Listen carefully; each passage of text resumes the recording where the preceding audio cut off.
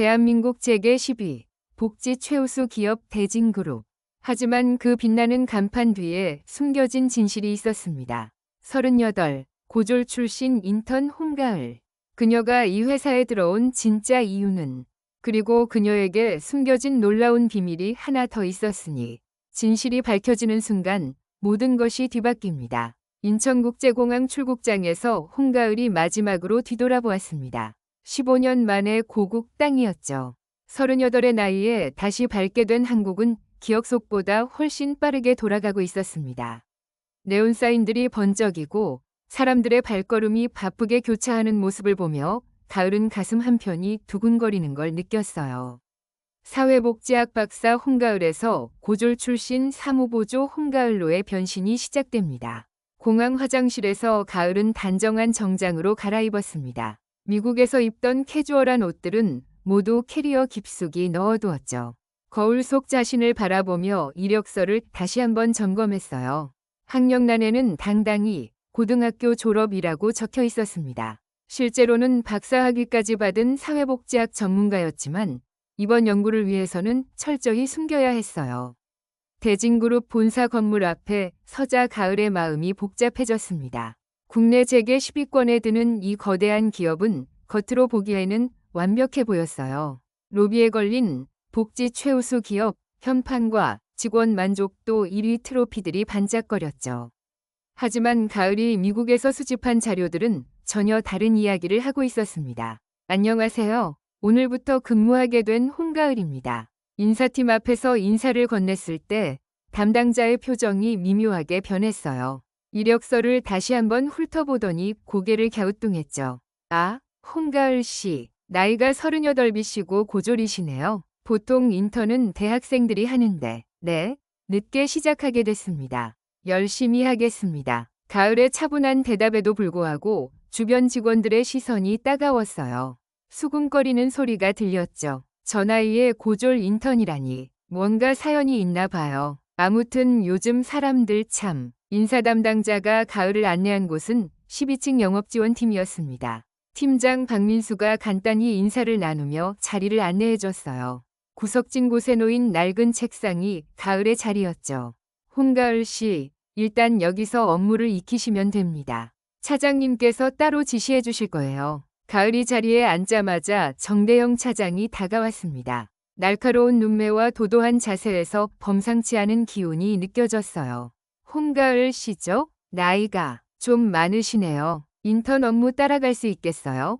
네, 최선을 다하겠습니다. 그럼 일단 이 서류들 정리부터 시작해보세요. 그리고 오후에는 회의실 세팅하고 커피 준비도 해주시고요. 정대영 차장이 건넨 서류 더미를 보며 가을은 속으로 미소를 지었습니다. 미국에서 수백 페이지짜리 논문을 써본 경험이 있었으니까요. 하지만 겉으로는 어색해하는 척했어요. 점심시간이 되자 가을은 혼자 구내식당에 앉았습니다. 주변 테이블에서는 직원들이 수군거리고 있었어요. 저 새로운 인턴 봤어? 나이가 장난 아니던데. 고졸이래. 요즘 어떻게 고졸이 대기업에 들어와? 무언가 빽이 있나? 가을은 조용히 밥을 먹으며 주변 대화를 기록했습니다. 작은 녹음기가 가방 안에서 모든 소리를 담고 있었죠. 이것이 바로 가을이 원하던 현실이었어요.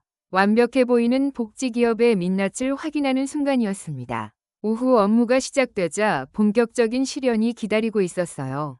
복사기 사용법을 몰라서 헤매자 젊은 대리가 짜증스럽게 말했죠. 아, 이것도 모르세요? 이 나이에 인턴이면 기본은 알고 와야죠. 그 순간 가을은 깨달았습니다. 이곳에서 나이와 학력은 단순한 정보가 아니라 서열을 나누는 기준이라는 걸 말이에요. 하지만 포기할 수는 없었어요. 이 모든 경험이 연구의 소중한 데이터가 될 테니까요. 퇴근 시간이 되어 가을이 짐을 정리하고 있을 때 청소부 정난숙 아주머니가 다가왔습니다. 새로 오신 분이시죠? 힘들지 않으세요? 괜찮습니다. 감사합니다. 첫날은 누구나 힘들어요. 화이팅 하세요. 정난숙의 따뜻한 미소에 가을의 마음이 조금 누그러졌어요. 모든 사람이 차가운 건 아니라는 걸 확인할 수 있었죠. 그날 밤 호텔 방에서 가을은 하루 동안의 경험을 정리했습니다. 노트북을 켜고 관찰 일지를 작성하기 시작했어요. 학력 차별, 연령 차별, 그리고 미묘한 시선들까지 모든 것이 데이터가 되었습니다. 첫날 관찰 결과 대진그룹의 복지 정책과 실제 조직 문화 사이에는 상당한 괴리가 존재한다. 가을은 이 연구가 단순한 학술 논문이 아니라는 걸 직감했어요. 진짜 사람들의 삶이 걸린 문제였죠. 이틀째 아침, 가을은 평소보다 일찍 출근했습니다. 어제의 경험을 바탕으로 좀 더 준비된 모습을 보여주고 싶었거든요. 하지만 사무실 분위기는 여전히 차갑기만 했어요. 복도를 지나갈 때마다 시선들이 따라왔고 작은 대화 소리들이 귓가에 맴돌았죠. 홍가을 씨, 오늘은 좀 일찍 오셨네요. 정대영 차장의 목소리에는 미묘한 비꼬는 뉘앙스가 섞여 있었습니다. 완벽하게 정리된 헤어스타일과 날카로운 눈매가 위압적이었어요. 가을은 조용히 고개를 숙이며 최대한 정중하게 인사했습니다. 네, 일찍 와서 어제 못 끝낸 업무를 마저 하려고 합니다. 그래요? 그럼 오늘은 좀 더 중요한 일을 맡겨볼게요. 이 나이면 이런 건. 정대영 차장이 홍가을에게 건넨 것은 복잡한 음료 주문서였습니다. 오전 회의에 참석할 임원들과 팀원들의 음료 주문이 빼곡히 적혀 있었죠. 아메리카노부터 시작해서 디카페인 라떼, 바닐라 시럽 추가 카푸치노, 두유로 만든 카라멜 마키아토, 설탕 반 스푼짜리 카페라떼까지 온갖 종류의 주문들이 나열되어 있었어요. 심지어 얼음 양까지 세세하게 지정되어 있었습니다. 이거 다 외워서 주문하시고 정확히 가져와야 해요. 실수하면 안 됩니다. 임원분들이 참석하는 중요한 회의거든요. 가을은 주문서를 받아들며 속으로 한숨을 쉬었어요. 미국에서는 간단히 주문하는 정도였는데 이렇게 복잡한 주문은 처음이었죠. 하지만 최대한 꼼꼼히 메모하며 사내 카페로 향했습니다. 엘리베이터 안에서도 계속 메모를 확인했어요. 카페에서 주문을 하는 동안에도 긴장이 풀리지 않았습니다. 바리스타에게 주문을 하나씩 전달하면서도 계속 메모를 확인했죠. 그런데 주문량이 많다 보니 바리스타도 중간에 헷갈리는 부분이 있었어요. 죄송한데요. 바닐라 시럽 카푸치노가 2개였나요? 3개였나요? 그리고 얼음 적게는 몇 개였죠? 가을은 당황했습니다. 메모를 다시 확인해봤지만 글씨가 흘려 쓴 부분이 있어서 정확히 구분이 안 됐어요. 특히 정대영 차장의 악필로 쓰인 부분은 거의 해독이 불가능했죠. 결국 기억에 의존해서 주문을 완료할 수밖에 없었습니다. 2개요. 얼음 적게는 3개 맞습니다. 하지만 마음 한구석에서는 불안함이 스멀스멀 올라왔어요. 혹시 틀렸을까 봐 걱정되었거든요. 음료를 기다리는 동안에도 계속 메모를 들여다봤지만 확신이 서지 않았습니다. 15분 후 음료 트레이를 들고 사무실로 돌아왔을 때 회의실에는 이미 임원들과 팀원들이 모여 있었습니다. 진 부장을 비롯해 김상무, 그리고 각 팀의 팀장들이 둘러앉아 있었어요. 가을은 조심스레 음료를 나눠주기 시작했습니다. 처음 몇 잔은 별 문제 없이 전달됐죠. 그런데 김상무에게 카푸치노를 건넬 때였습니다. 이거 바닐라 시럽 안 들어간 것 같은데요? 맛이 이상해요. 가을의 심장이 쿵 내려앉았어요. 역시 주문에서 실수가 있었던 것 같았죠. 손이 미세하게 떨리기 시작했습니다. 죄송합니다. 다시 가져다 드릴게요. 하지만 정대영 차장이 벌떡 일어섰습니다. 얼굴이 붉게 달아오르며 목소리가 점점 높아졌어요. 아니, 이게 뭐예요? 이렇게 간단한 것도 제대로 못해요? 이 나이에 무슨 고졸 인턴이에요? 회의실 안의 모든 시선이 가을에게 집중됐습니다. 무거운 침묵이 흘렀고 공기마저 차갑게 느껴졌어요. 정말 죄송합니다. 바로 바꿔드리겠습니다. 바꿔드리긴 뭘 바꿔드려요. 회의 시간이 다 지났는데 나이가 많아서 감 떨어졌나요? 이소라의 얼굴이 더욱 붉게 달아올랐습니다. 그리고는 자신의 뜨거운 아메리카노를 집어들더니 가을을 향해 휘둘렀어요. 이런 것도 제대로 못하면서 뭐하러 왔어요? 뜨거운 커피가 가을의 얼굴과 하얀 정장 블라우스에 튀었습니다. 순간 화끈거리는 따가움과 함께 진한 커피 냄새가 진동했어요. 가을은 깜짝 놀라 뒤로 물러섰지만 아무 말도 할 수 없었죠. 뜨거운 액체가 피부에 닿는 순간의 충격이 온몸을 관통했습니다. 회의실이 순간 조용해졌습니다. 몇몇 사람들이 어색한 표정을 지었지만 아무도 나서지는 않았어요. 오히려 고개를 돌리거나 시선을 피하는 사람들이 대부분이었죠. 마치 아무 일도 없었던 것처럼 행동하려는 기색이 역력했습니다. 죄송합니다. 가을은 고개를 숙인 채 작은 목소리로 사과했어요. 뜨거운 커피가 피부에 닿은 부분이 계속 따가웠지만 그보다는 마음이 더 아팠죠. 38년 인생에서 이런 모욕을 받은 건 처음이었습니다. 화장실에서 좀 정리하고 오세요. 박민수 팀장이 조용히 말했습니다. 그의 목소리에는 미안함이 섞여 있었지만 적극적으로 나서지는 못하는 모습이었어요. 가을은 고개를 끄덕이며 회의실을 나왔습니다. 화장실 거울 앞에 선 가을의 모습은 참담했습니다. 깔끔했던 정장 윗부분이 갈색 커피 얼룩으로 얼룩져 있었고 얼굴에도 작은 커피 자국이 남아 있었어요. 찬물로 얼굴을 씻으면서 가슴 깊은 곳에서 무언가가 끓어오르는 걸 느꼈습니다. 하지만 분노보다는 다른 감정이 더 컸어요. 바로 사명감이었죠. 이런 일들이 일상적으로 벌어지고 있다는 현실을 직접 확인한 거니까요. 이 고통, 숫자로 기록하겠다. 가을은 거울 속 자신을 바라보며 조용히 다짐했어요. 모든 경험이 데이터가 되고 그 데이터가 진실을 드러낼 거라고 믿었거든요. 작은 녹음기가 가방 안에서 모든 순간을 기록하고 있었습니다. 커피 사건 이후 가을의 일상은 완전히 달라졌습니다. 사무실에서 가을을 바라보는 시선들이 더욱 노골적으로 변했어요. 복도를 지날 때마다 수군거리는 소리가 들렸고 때로는 대놓고 비웃는 듯한 표정을 짓는 사람들도 있었죠. 저기 커피 맞은 인턴 온다. 진짜 불쌍하긴 한데 그래도 실수한 건 맞잖아. 나이 들어서 적응 못하는 거 아니야? 가을은 이 모든 대화를 놓치지 않고 기록했습니다. 작은 녹음기는 항상 가방 안에서 작동하고 있었고 집에 돌아가면 노트북에 모든 내용을 정리했어요. 날짜, 시간, 발화자, 정확한 언어 표현까지 세세하게 기록했죠. 셋째 날 아침, 가을이 자리에 앉자마자 이소라가 다가왔습니다. 어제보다 더 까다로운 표정이었어요. 홍가을 씨, 오늘은 회계팀 자료 정리 좀 도와주세요. 숫자 계산할 줄 아시죠? 네, 할 수 있습니다. 그래요? 고졸이신데 복잡한 엑셀 작업도 가능하세요? 정대영 차장의 말투에는 의심과 비아냥이 섞여 있었습니다. 가을은 침착하게 대답했죠. 실제로는 박사 과정에서 수많은 통계 프로그램을 다뤄본 경험이 있었지만 그런 티를 낼 수는 없었어요.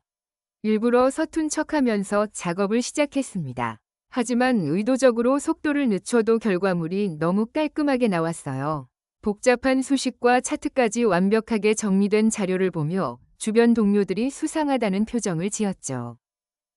이거 생각보다 잘했네. 고졸인데 엑셀을 이렇게 잘해? 뭔가 이상한데. 점심시간에 가을은 구석진 자리에서 혼자 도시락을 먹었습니다. 그때 뒤에서 여직원들의 대화가 들려왔어요.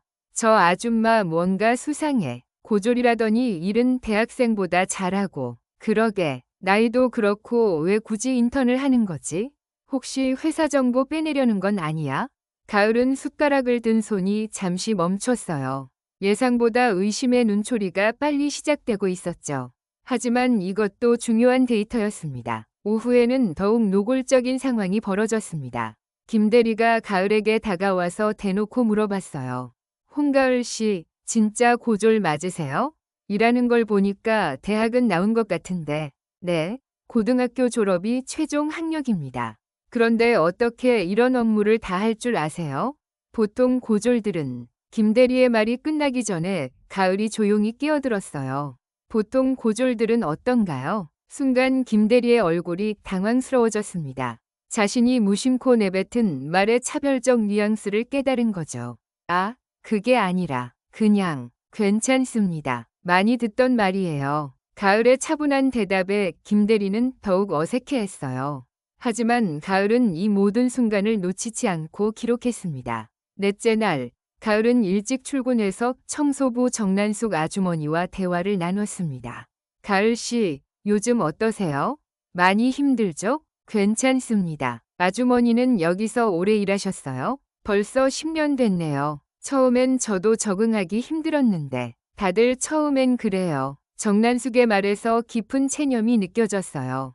하지만 가을은 적응이 아니라 변화가 필요하다고 생각했죠.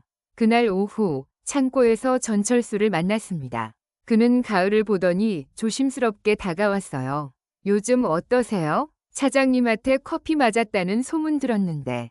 전철수의 표정이 진지해졌습니다. 주변을 살핀 뒤 목소리를 낮춰 말했어요. 혹시 뭔가 특별한 목적이 있으시는 건 아니죠?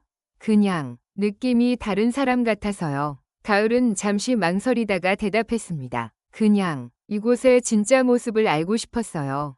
아, 그렇다면 제가 도와드릴 수 있어요. 저도 이 회사 때문에 많이 당했거든요. 10년 전에 인사팀에서 해고다 했었어요.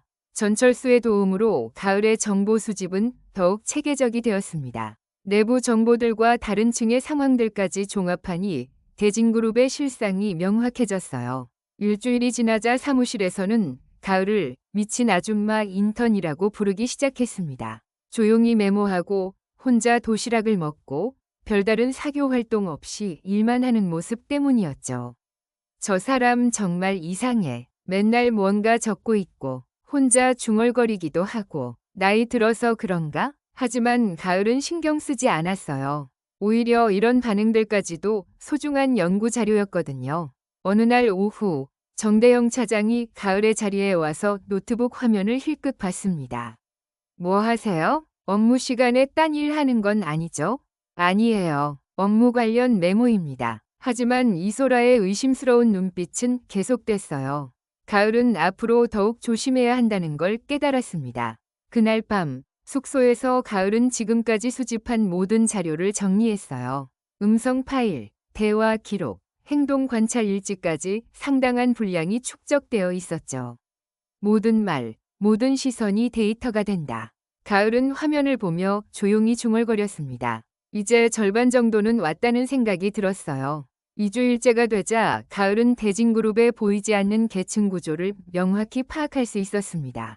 정규직과 비정규직, 대졸과 고졸, 젊은이와 중년 사이에 보이지 않는 벽들이 일상 곳곳에 스며들어 있었어요. 특히 가장 눈에 띄지 않는 곳에서 일하는 사람들의 이야기가 점점 더 선명해졌습니다. 월요일 아침 일찍 가을은 정난숙 아주머니가 혼자 무거운 청소용품을 나르는 모습을 발견했어요. 팔에 힘이 없어서 휴지통을 들어올리지 못하고 있었죠. 아주머니, 제가 도와드릴게요. 아이고, 고마워요. 요즘 팔이 아파서 힘이 없네요. 팔을 마사지해주며 가을은 조심스럽게 물어봤습니다. 여기서 일하시면서 힘든 일 많으셨죠? 정난숙이 잠시 망설이더니 주변을 살피고 작은 목소리로 말했어요. 가을 씨는 좀 다른 것 같아서 하는 말인데 여기 사람들이 우리를 사람 취급 안 해요.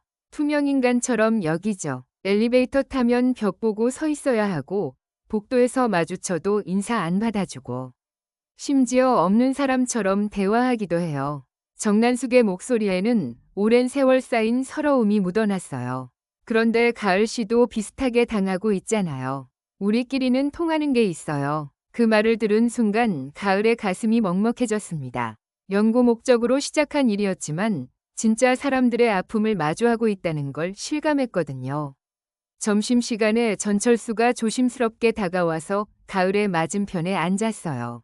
혼자 드시네요. 같이 먹어도 될까요? 물론이죠. 전철수가 도시락을 펼치며 말했습니다. 요즘 사람들이 가을 씨에 대해서 이런저런 말들을 많이 하던데 신경 쓰지 마세요. 저도 비슷한 경험이 있어서 알거든요. 어떤 경험이시길래요? 전철수가 잠시 머뭇거리더니 이야기를 시작했어요. 10년 전에 저도 인사팀에서 일했었어요. 그때는 대리였죠. 그런데 상사가 부정을 저지르는 걸 봤어요. 허위 서류 작성하고 채용 과정에서 금품 받고. 그래서 신고했죠. 그랬더니요. 결국 저만 해고됐어요. 그 상사는 승진했고요. 그 뒤로 다른 회사 취업도 막혔어요. 결국 여기 창고 일자리밖에 못 구했죠. 전철수의 이야기에 가을은 충격을 받았습니다. 그런데 왜 아직도 여기 계세요? 갈 곳이 없어요. 나이도 많고 이력도 그렇고. 하지만 언젠가는 진실이 밝혀질 거라고 믿어요. 전철수의 눈빛에서 포기하지 않는 의지가 느껴졌어요. 혹시 가을 씨도 뭔가 목적이 있으시다면 도와드릴 수 있어요. 이 회사의 어두운 면을 누구보다 잘 알거든요. 퇴근 후 전철수를 따라 회사 근처 작은 카페에 갔습니다. 가을은 부분적으로 진실을 털어놓기로 했어요. 사실 저는 이 회사의 복지 실태를 조사하고 있어요. 학술적인 목적이에요. 역시 그렇군요. 그럼 제가 아는 정보들이 도움이 될 거예요. 전철수가 가방에서 작은 노트를 꺼냈습니다. 10년 동안 기록해온 회사의 부조리한 일들이 빼곡히 적혀 있었어요. 해고된 사람들 명단, 부당한 인사 조치 사례들, 그리고 정대영 차장 같은 사람들의 갑질 기록까지 다 있어요. 정대영 차장은 특히 심해요. 작년에도 중년 여성 계약직을 괴롭혀서 내보냈거든요. 그때 정난숙 아주머니도 카페에 들어왔습니다. 전철수가 상황을 간단히 설명하자 정난숙의 표정이 진지해졌어요. 정말이에요? 그럼 우리가 겪은 일들이 헛되지 않을 수도 있겠네요. 정난숙이 깊은 숨을 쉬며 이야기했어요. 청소하다가 실수로 서류를 흘린 적이 있어요. 그랬더니 차장이 와서 무릎 꿇고 주부라고 했어요. 사람들이 다 보는 앞에서요. 오히려 웃더라고요. 청소 아줌마 주제에 라면서. 그때 정말 죽고 싶었어요. 정난숙의 눈가에 눈물이 맺혔습니다. 가을은 자신의 연구가 단순한 학술적 호기심이 아니라는 걸 깨달았어요. 우리가 겪은 일들이 세상에 알려진다면 좋겠어요. 다른 사람들은 이런 고생 안 했으면 좋겠거든요. 세 사람은 그날 밤 늦게까지 이야기를 나눴습니다. 각자의 경험들을 공유하며 묘한 연대감을 형성했어요. 여긴 복지국가가 아니야. 그냥 견디는 사람들만 있을 뿐이야. 집으로 돌아가는 길에 가을은 혼자 중얼거렸어요. 하지만 동시에 희망도 보였습니다. 정난숙과 전철수 같은 사람들이 있다면 변화도 가능할 거라는 생각이 들었거든요. 그날 밤 가을은 새로운 관점에서 자료를 정리했습니다. 개인의 경험이 아니라 집단의 문제로, 일시적 현상이 아니라 구조적 문제로 접근하기 시작했어요. 진짜 변화를 만들어내려면 이런 연대가 필요하다는 걸 깨달았습니다. 3주째가 되자 가을의 존재감이 회사 안에서 묘하게 커지기 시작했습니다. 처음에는 미친 아줌마 인턴으로 치부되었지만 일처리 능력이 뛰어나다는 소문이 돌면서 회장 김석재의 관심을 끌기 시작했어요. 월요일 아침, 가을이 평소처럼 출근했을 때 이상한 분위기를 감지했습니다. 사람들이 수군거리고 있었고 정대영 차장의 표정이 평소보다 더 험악했어요. 홍가을 씨, 오늘 회장님이 직접 보시겠다고 하세요. 박민수 팀장이 조심스럽게 말했습니다. 가을의 심장이 빠르게 뛰기 시작했어요. 계획에 없던 일이었거든요. 무슨 일로요? 그냥 새로운 직원 현황을 파악하신다고 하시네요. 하지만 가을은 직감적으로 단순한 현황 파악이 아니라는 걸 알 수 있었어요. 11층 회장실로 올라가는 엘리베이터 안에서 가을은 긴장했습니다. 회장실 문을 열고 들어서자 김석재 회장이 커다란 책상 뒤에 앉아 있었어요.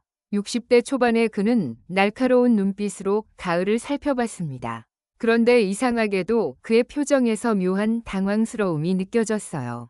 홍가을 씨, 맞나요? 네, 맞습니다. 김석재가 가만히 가을의 얼굴을 바라봤습니다. 몇 초간의 침묵이 흘렀어요. 혹시 부모님은 어떻게 되세요? 예상치 못한 질문에 가을이 당황했습니다. 어릴 때 입양됐습니다. 생부모는 모르고요. 김석재의 얼굴이 더욱 굳어졌습니다. 그리고는 책상 서랍에서 오래된 사진 한 장을 꺼냈어요. 이 사진 좀 보세요. 사진 속에는 젊은 남성과 동양계 여성이 함께 서 있었습니다. 배경은 미국의 어느 도시 같았어요. 가을은 사진을 보며 깜짝 놀랐습니다. 여성의 얼굴이 자신과 매우 닮아 있었거든요. 이분이 누구세요? 25년 전 미국 출장 때 만난 분이에요. 이름은 제인 홍이었고 잠시 사귀었던 사이였죠. 김석재의 목소리가 떨렸습니다. 가을은 순간 현기증을 느꼈어요. 딸이 있다고 했어요. 가을이라는 이름에. 그런데 연락이 끊어졌죠. 제가 한국으로 돌아와야 했고 그분은 아이를 혼자 키우겠다고 했어요. 가을의 머릿속이 하얗게 변했습니다. 입양 서류에서 본 생모의 이름이 제인 홍이었다는 걸 기억했거든요. 설마 저를 의심하시는 건가요? 의심이 아니라 확신에 가까워요. 눈매며 얼굴형이 너무 닮았어요. 그리고 나이도 맞고 DNA 검사를 해보면 어떨까요? 가을은 혼란스러웠습니다. 연구 목적으로 시작한 일이 이렇게 개인적인 문제로 번질 줄은 몰랐거든요. 시간을 좀 주세요. 너무 갑작스러워서. 물론이죠. 하지만 가능하면 빨리 확인하고 싶어요. 25년 동안 찾고 있었거든요. 그날 오후 가을은 일에 집중할 수 없었습니다. 만약 정말 김석재의 딸이라면 지금까지의 연구가 어떤 의미를 갖게 될까요? 퇴근 후 가을은 정난숙과 전철수를 만나 오늘 있었던 일을 조심스럽게 얘기했어요. 정말요? 회장님이 가을 씨 아버지일 수도 있다고요? 정난숙이 놀라며 물었습니다. 전철수가 심각한 표정을 지었어요. 만약 정말 그렇다면 가을 씨가 회장 딸이라면 내부 고발을 해도 사람들이 믿을까요? 가족 간의 갈등으로 치부될 수도 있잖아요. 하지만 진실은 밝혀져야 해요. 가족이든 아니든 상관없이요. 정난숙이 가을의 손을 잡으며 말했습니다. 맞아요. 우리가 겪은 고통이 가족 관계 때문에 묻혀서는 안 돼요. 며칠 후 가을은 결정을 내려 DNA 검사를 받았습니다. 일주일 후 결과가 나왔어요. 김석재와 가을은 부녀지간이 맞았습니다. 확률이 99.9%였죠. 결과를 확인한 김석재는 눈물을 흘렸습니다. 정말 제 딸이군요. 25년 만에 찾았어요. 그동안 고생 많았죠. 이제 제대로 된 자리를 마련해 드릴게요. 아니에요. 아직 할 일이 남았어요. 무슨 말씀이세요? 이 회사의 문제점들을 파악하고 있어요. 아버지가 모르는 일들이 많이 일어나고 있거든요. 가을은 지금까지 수집한 자료들을 설명하기 시작했습니다. 직장 내 괴롭힘, 학력 차별, 부당한 대우들. 모든 것이 김석재에게는 충격이었어요. 정말 그런 일들이 일어나고 있었나요? 네, 제가 직접 경험했고 기록도 있어요. 아버지, 저는 계속 인턴으로 일하고 싶어요. 아직 더 확인해야 할 것들이 있거든요. 위험하지 않을까요? 정대영 차장 같은 사람들이 더 심하게 굴 수도 있어요. 괜찮아요. 오히려 지금이 기회예요. 가을은 결심했습니다. 피로 연결된 관계를 이용하는 것이 아니라 오히려 더 객관적으로 문제를 해결하겠다고 말이에요. 그날 밤 가을은 새로운 각오로 자료를 정리했습니다. 이제는 단순한 연구가 아니라 진짜 변화를 만들어내야 할 책임감이 생겼어요. DNA 검사 결과를 확인한 지 일주일이 지나자 가을의 마음가짐이 완전히 달라졌습니다.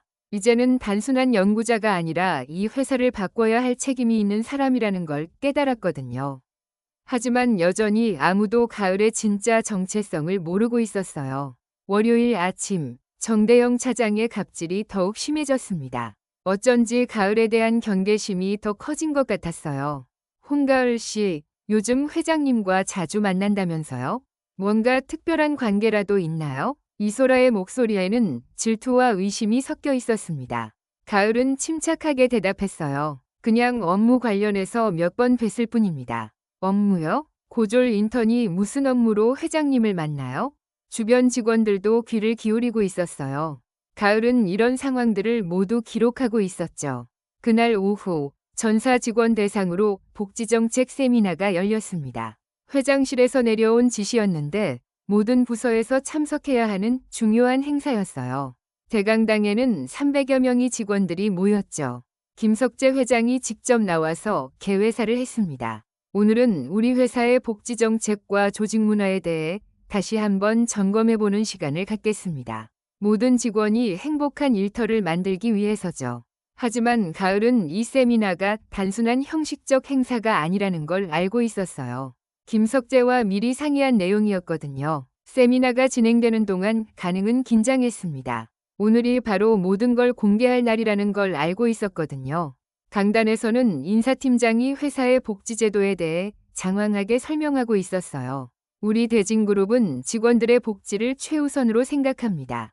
학력이나 성별, 나이에 관계없이 모든 직원을 공정하게 대우하고 있습니다. 그 순간 가을이 자리에서 일어났습니다. 강당 안이 조용해졌어요. 질문이 있습니다. 인사팀장이 당황스러워하며 대답했어요. 네, 말씀하세요. 방금 학력이나 나이에 관계없이 공정하게 대우한다고 하셨는데 정말 그런가요? 강당 안의 분위기가 긴장됐습니다. 가을의 목소리는 차분했지만 단호했어요. 저는 지난 한 달 동안 이 회사에서 일하면서 많은 것들을 보고 경험했습니다. 그런데 지금 말씀하신 내용과는 전혀 다른 현실을 확인했어요. 정대영 차장이 벌떡 일어났습니다. 홍가을 씨, 지금 뭐 하는 거예요? 세미나 중에. 하지만 가을은 계속 말했어요. 저는 고졸 출신 중년 여성이라는 이유로 지난 한 달 동안 무시당하고 모욕당하고 심지어 뜨거운 커피를 얼굴에 맞기도 했습니다. 강당 안이 술렁거렸어요. 사람들이 서로를 바라보며 수군거리기 시작했죠. 그리고 저만이 아닙니다. 이 회사에는 학력 때문에, 나이 때문에, 성별 때문에 차별받는 사람들이 많아요. 청소하시는 분들, 창고에서 일하시는 분들, 비정규직으로 일하시는 분들. 가을의 목소리가 점점 커졌습니다. 그런데 가장 충격적인 건 이런 일들이 개인의 일탈이 아니라 조직적이고 반복적으로 일어나고 있다는 사실입니다. 정대영 차장이 또 일어나서 소리쳤어요. 지금 당장 그만하세요. 이게 뭐 하는 짓이에요. 하지만 그때 김석재 회장이 일어났습니다. 계속하세요. 끝까지 들어보겠습니다. 가을은 깊숙이 숨을 쉬고 폭탄 선언을 했어요. 저는 사실 사회복지학 박사입니다. 그리고 김석재 회장님의 딸이기도 해요. 강당 안이 완전히 조용해졌습니다. 모든 사람들의 입이 벌어졌어요. 저는 이 회사의 복지 실태를 조사하기 위해 고졸 인턴으로 의장 취업했습니다. 그리고 지난 한 달 동안 수많은 차별과 괴롭힘을 직접 경험했어요. 정대영 차장의 얼굴이 새하얗게 변했습니다. 손에 들고 있던 컵이 떨리고 있었어요. 특히 정대영 차장은 저에게 뜨거운 커피를 던지며 이 나이에 무슨 고졸 인턴이냐고 모욕했습니다. 모든 증거는 여기 있어요. 가을이 작은 녹음기를 들어보였습니다. 이런 일들이 묻혀서는 안 됩니다. 진짜 복지기업이 되려면 바뀌어야 해요. 정대영 차장이 다시 커피잔을 집어들었습니다. 하지만 이번에는 누군가가 막았어요. 정난숙 아주머니였죠. 이제 그만하세요. 우리가 다 봤습니다. 정난숙의 목소리는 작았지만 단호했어요. 그리고 전철수도 일어났습니다. 맞아요. 이제 그만하세요. 곳곳에서 다른 직원들도 일어나기 시작했어요. 오랫동안 참고 있던 사람들이 용기를 내기 시작한 거죠. 김석재 회장이 마이크를 잡았습니다. 오늘 제 딸 홍가을의 말을 들으셨습니다. 저는 회장으로서 이런 일들이 일어나고 있다는 걸 몰랐습니다. 하지만 이제 알았으니 반드시 바꾸겠습니다. 정대영 차장이 마지막으로 소리쳤어요. 이게 무슨 조작극이에요? 회장 딸이 왜 인턴으로? 하지만 아무도 차장의 말에 귀 기울이지 않았어요. 오히려 사람들의 시선이 차가워졌죠. 세미나가 끝난 후 가을은 정난숙과 전철수를 만났습니다. 고마워요. 아주머니가 막아주지 않았다면. 당연한 일이에요. 이제 진짜 변화가 시작될 것 같아요.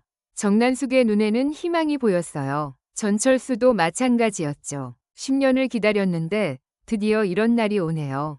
그날 밤 가을은 후련함과 동시에 새로운 책임감을 느꼈습니다. 이제 진짜 일이 시작되는 거였거든요. 폭로는 끝이 아니라 시작일 뿐이었어요. 폭로 세미나 다음 날부터 대진그룹은 완전히 다른 분위기가 됐습니다. 가을의 정체성이 밝혀지면서 회사 전체가 술렁거렸어요. 복도에서 만나는 사람들의 시선이 달라졌고 어제까지 가을을 무시하던 사람들이 어색하게 인사를 건네기 시작했죠. 정대영 차장은 그날부터 출근하지 않았습니다. 커피 투척 사건이 공개되면서 징계위원회에 회부됐거든요. 다른 팀원들도 어쩔 줄 몰라 하며 가을의 눈치를 살피고 있었어요.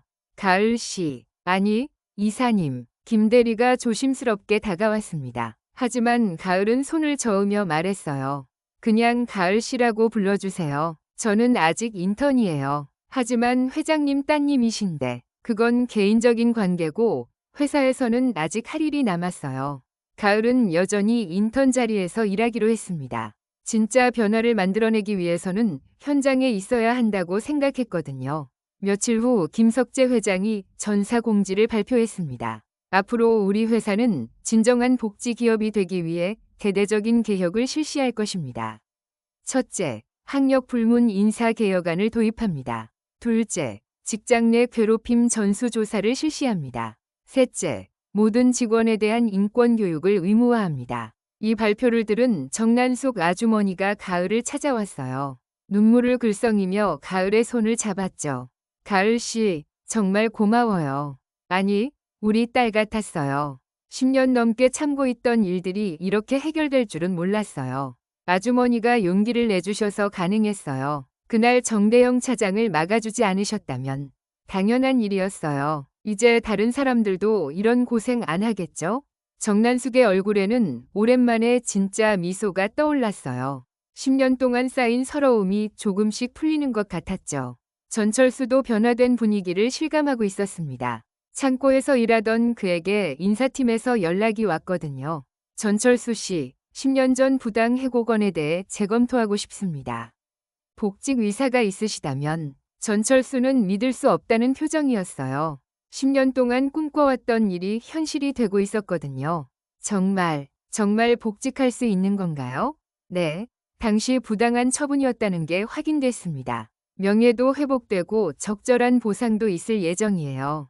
그날 저녁 가을, 정난숙, 전철수는 작은 식당에서 만났습니다. 처음으로 밝은 분위기였어요. 진짜 변화가 시작되고 있어요. 가을이 말하자 정난숙이 고개를 끄덕였어요. 그런데 가을 씨는 이제 어떻게 하실 거예요? 회장님 딸이니까 높은 자리에 앉으실 텐데. 아니에요. 저는 계속 현장에서 일하고 싶어요. 임시 고문 역할 정도로 생각하고 있어요. 가을의 대답에 전철수가 감탄했어요. 역시 처음 봤을 때부터 다른 사람이라는 걸 알았어요. 한 달 후 대진그룹의 변화가 본격적으로 시작됐습니다. 학력 불문 채용이 확대되고 직장 내 괴롭힘 신고센터가 설치됐어요. 무엇보다 중요한 건 조직 문화가 바뀌기 시작했다는 것이었죠. 가을은 새로 신설된 직원 복지 개선팀 위 고문 역할을 맡았습니다. 공식적으로는 인턴이었지만 실질적으로는 회사 개혁의 핵심 인물이었어요. 이제 정말 달라진 것 같아요. 어느 날 점심시간에 정난숙이 말했어요. 예전에는 구석에서 혼자 먹던 도시락을 이제는 다른 직원들과 함께 먹고 있었거든요. 사람들이 인사도 해주고 대화도 걸어주고 이런 게 꿈만 같아요. 전철수도 인사팀으로 복직한 후 적극적으로 개혁 작업에 참여하고 있었어요. 가을 씨 덕분에 제 인생이 다시 시작된 것 같아요. 이제 정말 정의로운 회사를 만들 수 있을 것 같거든요. 하지만 모든 변화가 쉽게 이루어진 건 아니었어요. 일부 기존 직원들의 반발도 있었고 오랫동안 굳어진 조직 문화를 바꾸는 것도 쉽지 않았죠. 변화는 하루아침에 일어나지 않아요. 하지만 시작이 중요한 거죠. 가을은 매일 직원들과 대화하고 문제점을 파악하고 개선 방안을 모색했어요. 미국에서 배운 사회복지학 지식이 현실에서 큰 도움이 됐죠. 특히 중요한 변화 중 하나는 비정규직 직원들의 처우 개선이었어요. 정난숙 같은 청소 담당자들도 정규직으로 전환되고 복리후생도 동등하게 받을 수 있게 됐죠. 정말 믿을 수 없어요. 제가 정규직이 될 줄은. 정난숙이 전환 통보서를 받고 눈물을 흘렸어요. 10년 넘게 비정규직으로 일하면서 꿈꿔왔던 일이었거든요. 3개월 후 언론에서도 대진그룹의 변화에 주목하기 시작했습니다. 재계 10위권 대진그룹, 파격적 복지 개혁으로 화제. 학력 차별 없는 기업 문화, 다른 회사들도 주목. 기사들을 보며 가을은 뿌듯함을 느꼈어요. 처음 목표했던 연구를 넘어서 진짜 변화를 만들어낸 거였거든요. 김석재 회장도 딸을 자랑스러워했어요. 가을아, 네가 한 일이 정말 대단해. 아버지로서도 자랑스럽고 회장으로서도 고마워. 아직 갈 길이 멀어요. 이제 시작일 뿐이에요. 가을은 여전히 겸손했어요. 진짜 변화는 지속되어야 한다고 생각했거든요. 그해 말, 대진그룹은 최우수 복지 기업상을 받았습니다. 하지만 이번에는 형식적인 상이 아니었어요. 진짜 직원들이 행복한 회사가 됐다는 평가를 받은 거였죠. 시상식에서 김석재 회장이 소감을 말했어요. 이 상은 저희 회사 모든 직원들, 특히 변화를 이끌어준 용기 있는 사람들의 몫입니다. 객석에서 정난숙과 전철수가 박수를 치고 있었어요. 가을도 뒤에서 조용히 미소 짓고 있었죠. 1년이 지나자 대진그룹은 완전히 다른 회사가 되어 있었습니다. 복도에서는 나이나 직급에 관계없이 자연스럽게 인사가 오가고 구내식당에서는 정규직과 비정규직이 함께 어울려 식사하는 모습이 일상이 됐어요. 가을이 처음 목격했던 차가운 분위기는 완전히 사라져 있었죠.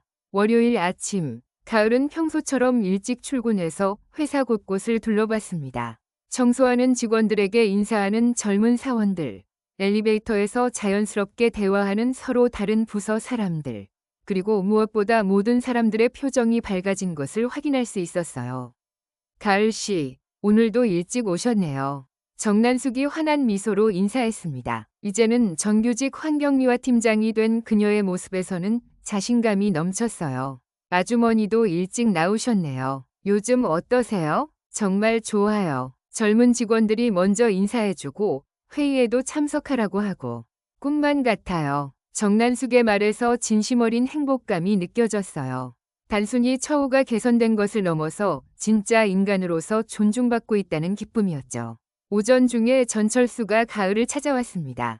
인사팀 차장으로 복직한 그는 이제 공정한 인사 관리의 핵심 인물이 됐어요. 가을 씨, 좋은 소식이 있어요. 이번에 세계 복지기업 평가에서 우리 회사가 아시아 10위 안에 들었대요. 정말요? 대단하네요. 그리고 다른 기업들에서도 우리 사례를 벤치마킹하려고 문의가 많이 와요. 가을 씨가 만든 변화가 다른 회사들에도 영향을 주고 있어요. 전철수의 말을 들으며 가을은 뿌듯함을 느꼈습니다. 한 회사의 변화가 사회 전체에 긍정적인 파급 효과를 만들어내고 있었거든요. 점심시간에 가을은 김석재 회장과 함께 식사했습니다. 이제는 아버지와 딸로서 자연스럽게 대화할 수 있게 됐어요. 가을아, 이제 미국으로 돌아갈 때가 됐지 않았니? 교수직도 기다리고 있고. 가을은 잠시 생각에 잠겼습니다. 실제로 미국 대학에서 복귀 요청이 계속 들어오고 있었거든요. 맞아요. 이제 여기서의 일도 어느 정도 마무리된 것 같고. 그동안 정말 고마웠어. 네가 아니었다면 이런 변화는 불가능했을 거야. 아니에요. 모든 사람들이 함께 만든 변화예요. 오후에 가을은 직원 복지 개선팀 사무실에서 지난 1년간의 성과를 정리했습니다. 학력 차별 신고 건수가 0에 가까워졌고 직원 만족도가 90%를 넘어섰어요. 무엇보다 이직률이 대폭 감소한 것이 가장 의미 있는 변화였죠. 정말 많은 일들이 있었네요. 가을은 컴퓨터 화면을 보며 혼자 중얼거렸어요. 처음 고졸 인턴으로 입사했을 때의 기억들이 떠올랐죠. 커피를 마던 날, 사람들의 차가운 시선, 그리고 정난숙과 전철수와의 만남까지. 그날 저녁 작별 모임이 열렸습니다. 작은 식당에 모인 사람들은 가을과 함께 일했던 직원들이었어요. 정난숙, 전철수를 비롯해서 처음에는 가을을 의심했던 동료들까지 모두 참석했죠. 가을 씨 덕분에 우리 모두가 달라졌어요. 박민수 팀장이 진심 어린 말을 했습니다. 처음에는 정말 몰랐어요. 그냥 나이 많은 인턴이라고만 생각했는데. 김 대리도 부끄러워하며 사과했어요. 그때 고졸이라고 차별한 것 정말 죄송해요. 많이 배웠어요. 가을은 모든 사람들의 변화된 모습을 보며 감동했습니다. 단순히 제도가 바뀐 것이 아니라 사람들의 마음이 진짜로 달라진 거였거든요. 저야말로 여러분에게서 많이 배웠어요. 한국의 정이 얼마나 깊은지 알게 됐거든요. 정난숙이 눈물을 글썽이며 말했어요. 가을 씨가 우리 딸 같았어요. 정말 고마웠어요. 일주일 후 가을은 인천국제공항에 서 있었습니다. 1년 전과 같은 장소였지만 마음가짐은 완전히 달랐어요. 떠날 때의 설렘이 아니라 아쉬움과 보람이 가득했죠. 김석재가 배웅을 나왔습니다. 정말 가는구나. 언제든 돌아오고 싶으면 연락해. 네, 아버지. 그동안 감사했어요. 감사하긴 내가 더 감사하지. 네가 우리 회사를 완전히 바꿔놨잖아. 정난숙과 전철수도 마지막 인사를 하러 왔어요. 미국 가서도 건강하게 지내세요. 가끔 소식 전해주시고요. 당연하죠. 아주머니도 건강하세요. 비행기 안에서 가을은 창밖을 바라봤습니다. 점점 작아지는 한국 땅을 보며 지난 1년의 시간들을 떠올렸어요. 연구 목적으로 시작했던 일이 이렇게 큰 변화를 만들어낼 줄은 꿈에도 몰랐죠. 몇 개월 후 미국 대학 강의실에서 가을은 새로운 제자들과 마주하고 있었습니다. 사회복지학 수업이었는데 이번 학기 주제는 조직 내 차별과 개선 방안이었어요. 교수님, 이론적으로는 이해되는데 실제로 이런 변화가 가능한가요? 한 학생이 질문했습니다. 가을은 미소를 지으며 대답했어요. 물론 가능해요. 제가 직접 경험했거든요. 그리고는 지난 1년간의 이야기를 들려주기 시작했어요. 고졸 인턴으로 의장 취업했던 것부터 시작해서 커피 투척 사건, 동료들과의 연대, 그리고 마침내 이뤄낸 변화까지. 한국은 거칠지만 가장 깊은 감정을 품을 줄 아는 나라예요. 사람들이 한번 마음을 열면 진짜 가족처럼 대해주죠. 그런 문화 속에서 진정한 변화가 가능했던 것 같아요. 학생들이 감동 어린 표정으로 가을의 이야기를 들었어요. 그래서 여러분도 기억하세요. 변화는 거창한 것에서 시작되는 게 아니라 한 사람의 용기에서 시작된다는 거요. 수업이 끝난 후 가을은 연구실에서 새로운 논문을 쓰기 시작했습니다. 제목은 한국 기업 내 차별 문화와 변화 가능성 참여 관찰 연구 사례였어요. 논문을 쓰면서 가을은 다시 한번 깨달았습니다. 자신이 경험한 것은 단순한 연구가 아니라 진짜 삶이었다는 걸 말이에요. 그리고 그 삶 속에서 만난 사람들과의 인연은 평생 소중한 기억으로 남을 거라는 것도요. 몇 달 후 대진그룹에서 소식이 전해졌습니다. 세계 복지기업 순위에서 아시아 5번째에 올랐다는 기쁜 소식이었어요. 그리고 다른 기업들이 대진그룹의 사례를 벤치마킹하면서 한국 전체의 기업 문화가 조금씩 변하고 있다는 보고도 함께 왔죠. 가을은 그 소식을 들으며 확신했습니다. 한국은 정말 사람을 품을 줄 아는 나라라는 걸, 그리고 그런 나라에서 진정한 변화는 언제나 가능하다는 걸 말이에요. 한 사람의 용기가 수백 명의 삶을 바꿨습니다. 차별과 모욕 속에서도 포기하지 않았던 진실, 그리고 그 진실을 함께 지켜준 사람들. 때로는 가장 어두운 곳에서 가장 밝은 희망이 피어납니다. 진정한 복지는 제도가 아닌 사람의 마음에서 시작된다는 것을 보여준 이야기. 변화는 언제나 가능합니다. 용기만 있다면 말이죠. 숨겨진 딸, 나고자로 돌아오다 시청해주셔서 감사합니다.